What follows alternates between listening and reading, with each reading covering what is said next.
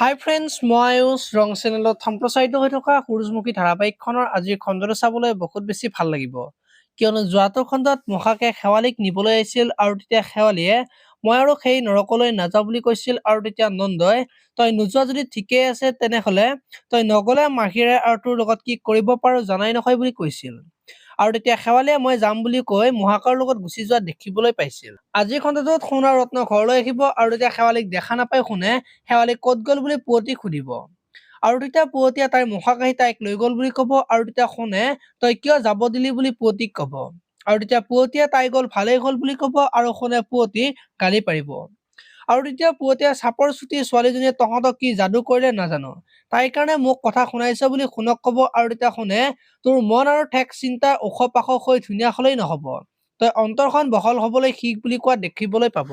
ইফালে আকৌ নন্দই শেৱালিক তই কি ভাবিছিলি মই আৰু তোক বিচাৰি নাপাম, মই নন্দ হয় বুলি শেৱালিক কব আৰু শেৱালিক ঘৰলৈ লৈ যাব আৰু তেতিয়া শেৱালিয়ে মাহীয়েকৰ অৱস্থা দেখি শেৱালিৰ বেয়া লাগিব আৰু মাহীয়েক আৰু শেৱালিয়ে একেলগে কান্দি থাকিব। এতিয়া বাৰু শুনে শেৱালিক বিচাৰি যাব নেকি দেখিবলৈ পাব আজিৰ খণ্ডটোত। আপোনালোকে সূৰুযমুখী ধাৰাবাহিকখন চাই কেনেকুৱা পাই কমেন্ট কৰি জনাব আৰু যদি আপোনালোকে এতিয়ালৈকে চেনেলটো ছাবস্ক্ৰাইব কৰা নাই তেতিয়াহলে চেনেলটো ছাবস্ক্ৰাইব কৰি ভিডিঅ'টোত এটা লাইক কৰি দিব। ধন্যবাদ।